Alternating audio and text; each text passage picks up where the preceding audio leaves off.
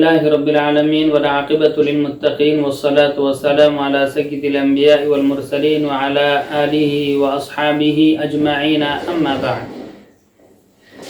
قال الله تبارك وتعالى: أعوذ بالله من الشيطان الرجيم. بسم الله الرحمن الرحيم. من أعرض عن ذكري فإن له معيشة ضنكا ونحشره يوم القيامة أعمى. صدق اللہ العظیم. معزز ناظرین، البلاغ چینل پر مجالس قرآنیہ کی نسبت سے آج ہمارا موضوع گفتگو ہے قرآن کریم کے دنیاوی فوائد. قرآن کریم یہ اللہ تبارک و تعالیٰ کی طرف سے نازل شدہ ایک مقدس کتاب ہے جو لوگوں کے ہدایت کے لیے، ان کو دنیا میں سیدھی راہ دکھلانے کے لیے اللہ تبارک و تعالیٰ نے نازل فرمائے. اس کا پڑھنا، اس کا سننا، اس کا سمجھنا، اس میں غور و فکر اور تدبر کرنا، اس کو اپنے دل میں بسا لینا اور حفظ اور یاد کر لینا، یہ وہ اعمال ہیں جس سے انسان کے مراتب میں اضافہ ہوتا ہے، اللہ تبارک و تعالیٰ کا قرب بڑھتا ہے، اور اللہ تبارک و تعالیٰ کی طرف سے بیش بہا نعمتوں کا اللہ کے نبی صلی اللہ علیہ وسلم نے اس پر اعلان بھی فرمایا ہے. لیکن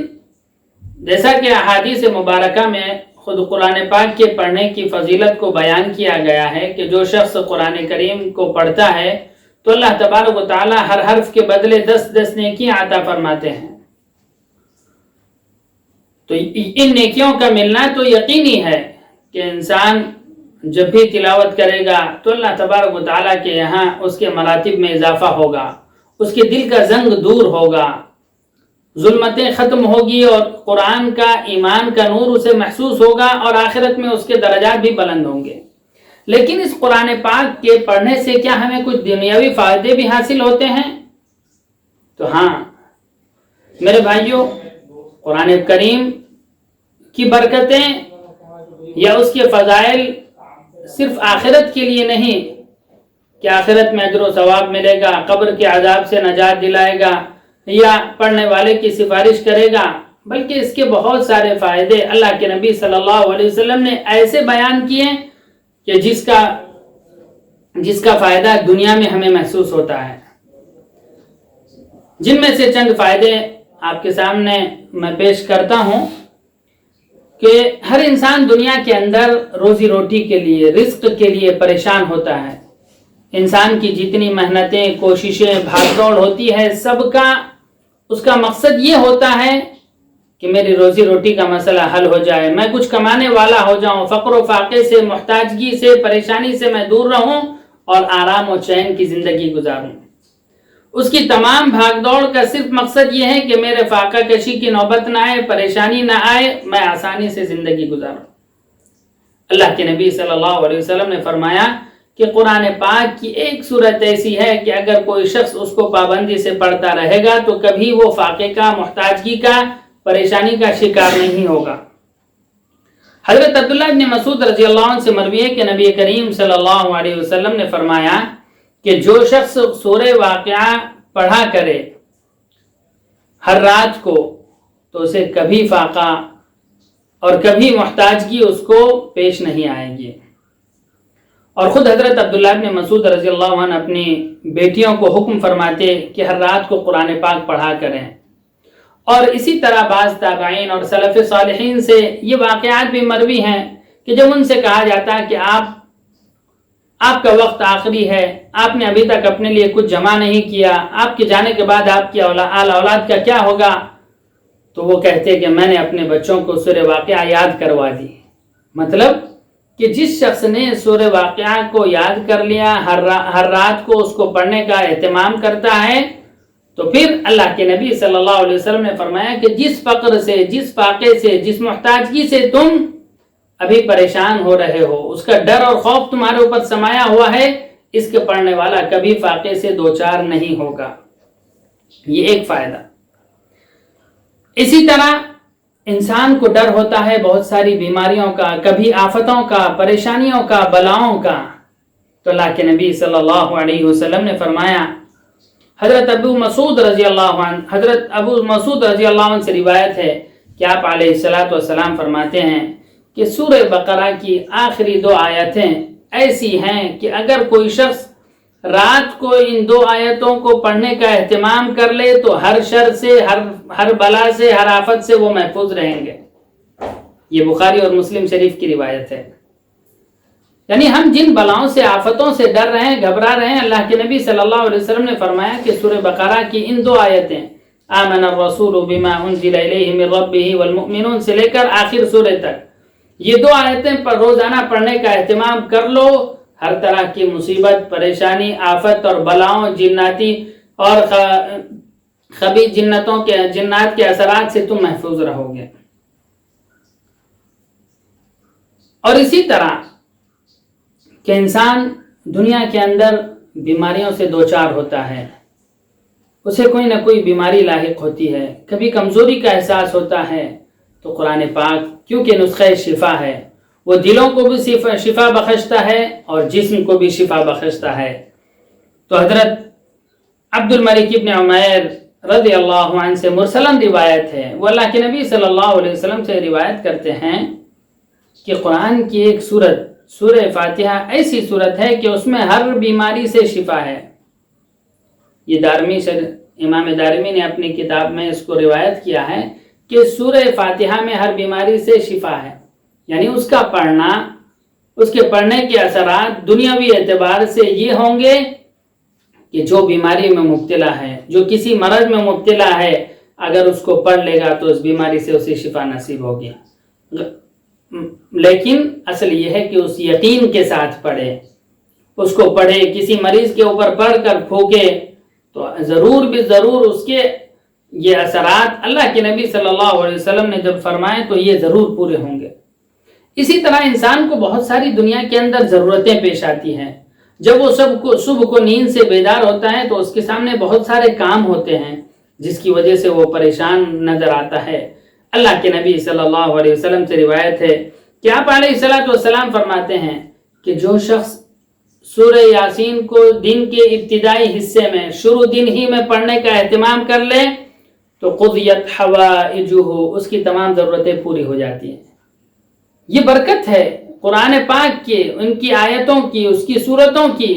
کہ آخرت میں تو اللہ بدلہ دے گا ہی. دنیاوی تمہاری ضرورتیں، جو پریشانیاں، جو الجھنیں، جن چیزوں کی وجہ سے آپ صبح سے پریشان ہیں، اگر ایک مرتبہ سورہ یاسین پڑھنے کا اہتمام کر لیں تو دن بھر کی آپ کی ضرورتیں اللہ تبارک و تعالیٰ اپنے طرف سے پوری فرما دے گا. اسی طرح انسان کو کبھی گھبراہٹ، کبھی کوئی خوف، کبھی کوئی آندھی، کبھی اور کسی چیز کی وجہ سے ڈر محسوس ہوتا ہے. تو حضرت عبداللہ ابن خبیب رضی اللہ عنہ کہتے ہیں کہ ایک رات بہت تاریک تھی، بڑی سخت بارش ہو رہی تھی، ہم لوگ پریشان تھے، گھبراہٹ کے شکار تھے.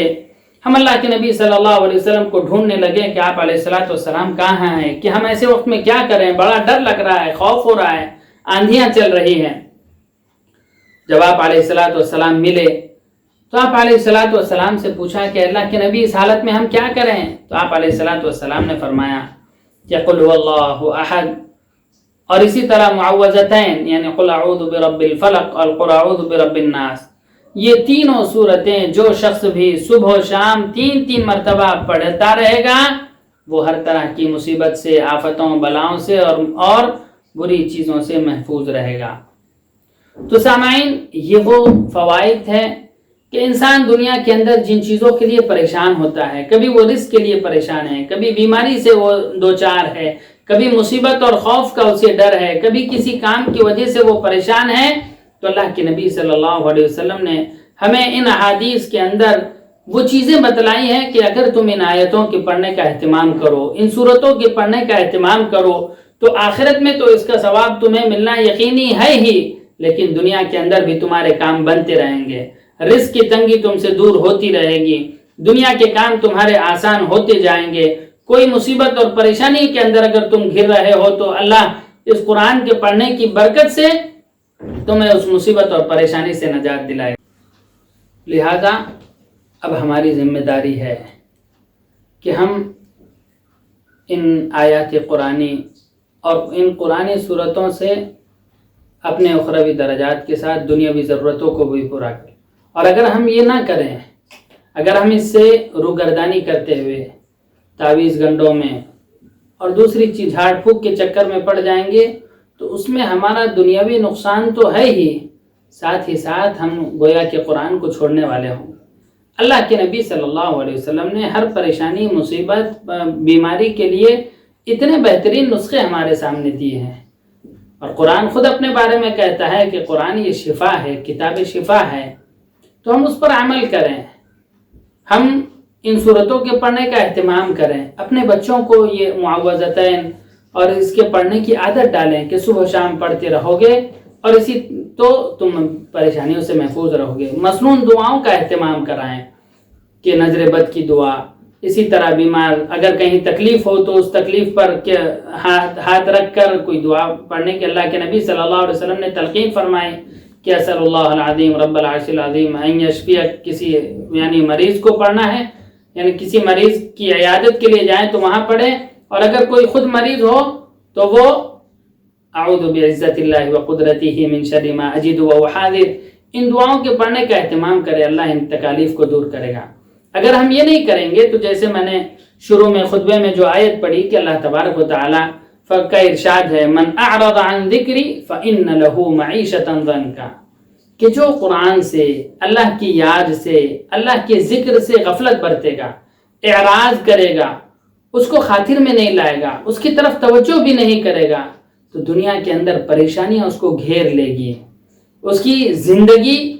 گویا کہ ضن کا یعنی تباہی کے دہانے پر چل جائے گی. اس کی زندگی کے اندر بہت ساری پریشانیاں، آفتیں اس کو گھیر لے گی، اور پھر اخروی طور پر بھی اس کو نقصان ہوگا کہ اللہ فرماتا ہے وَنَحْشُرُهُ يَوْمَ الْقِيَامَةِ أَعْمَىٰ، کہ قیامت کے دن بھی ہم ایسے شخص کو اندھا بنا کر اٹھائیں گے. کیوں؟ کیونکہ اس نے قرآن اس کے سامنے ہوتے ہوئے اس سے روگردانی کی، نہ اس کی تلاوت کی، نہ اس میں تدبر کیا، نہ تو اس کے پڑھنے کا اہتمام کیا. تو ایسے شخص کے لیے اللہ تبارک و تعالیٰ کے اتنے بڑی وعید ہے. تو ہم جس رزق کے لیے، جن چیزوں کے لیے پریشان رہتے ہیں، سرگرداں رہتے ہیں، صبح و شام ہاتھ پیر مارتے رہتے ہیں، اس کا اللہ تبارک و تعالیٰ نے، اللہ کے نبی صلی اللہ علیہ وسلم نے حل ہمیں قرآن کی صورت میں دیا کہ تم وہ پڑھتے رہو تو تمہارے لیے تمہاری زندگیاں آسان ہوتی چلی جائے گی. اور اگر تم قرآن سے روگردانی کرو گے، اعراض کرو گے، تو پھر تمہاری زندگی کے اندر بہت ساری پریشانیاں آ جائیں گی. معیشتاً ضنکا، تمہاری زندگی ایسی ہو جائے گی کہ تم اسی کے اندر الجھ کے رہ جاؤ گے، پریشان رہو گے. تو اس لیے آئیے ہم سب مل کر عہد کرتے ہیں کہ ہم روزانہ قرآن پاک کی پابندی سے تلاوت کریں گے، صبح و شام اللہ کے نبی صلی اللہ علیہ وسلم سے وارد اذکار کا اہتمام کریں گے، اور اسی طرح ان دعاؤں کا، ان قرآنی آیتوں کے پڑھنے کا اہتمام بھی کریں گے، بچوں کو بھی یاد دلائیں گے تاکہ ہم خود محفوظ رہ سکیں، ہماری آل اولاد، ہمارے بچے، خاندان والے محفوظ رہ سکیں، ہر بیماری سے، پریشانی سے بھی محفوظ رہیں، اور پھر اللہ تبارک و تعالیٰ آخرت میں ہم سب کے درجے بڑھائے، قرآن کو ہمارا قیامت کے دن شفیع بنائے، ہمارے لیے قبر میں نور کا ذریعہ بنائے. اللہ تبارک و تعالیٰ ہم سب کو توفیق سے نوازے. وآخر دعوانا ان الحمد للہ رب العالمین.